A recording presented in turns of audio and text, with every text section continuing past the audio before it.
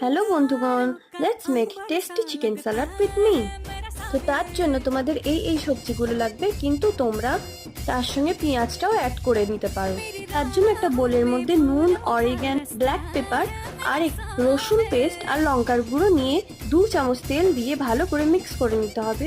তারপরে কেটে রাখা চিকেনগুলোকে ভালো করে মিক্স করে নিতে হবে।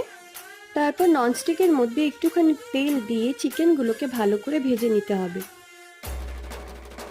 তারপর কেটে রাখা সবজিগুলোকে একটুখানি ভালো করে টস করে নিতে হবে তেলের মধ্যে।